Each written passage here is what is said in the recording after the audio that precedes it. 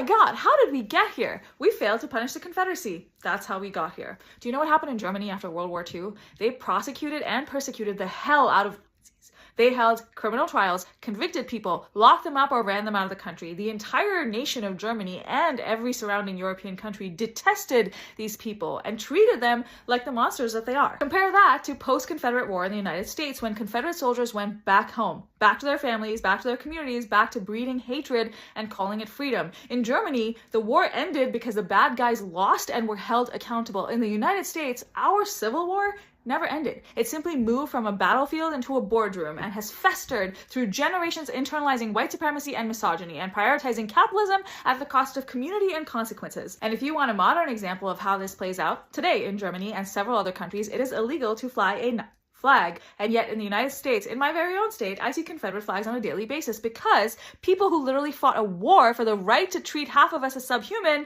were allowed to reintegrate into our society without conditions or change. So no, this did not suddenly start when America reared that ugly part of itself again and voted that rapist, felon, pedophile president in the first time. We have had Native American genocide, the KKK, Japanese internment, women being burned at the stake, just to name a few. We know our history, and the only way that we can change our future is to do something differently this time. I say this because I see a lot of people post stuff like, I can't wait for the US version of the Nuremberg trials, and I need you to understand that the Nuremberg trials happen in part because the US government made them happen. And you and I both know that this government has zero intention of ever holding themselves accountable. And I'm personally of the opinion that the current Democratic Party leadership is incapable of exacting consequences on the people who deserve consequences. So this time it is up to you and me to band together in community to not only create the future government that we know will do exactly that, but to also demand prosecution and persecution of all of these fucking Nazis every damn day so that they never know a single moment of peace, so that our future is no longer determined by our past.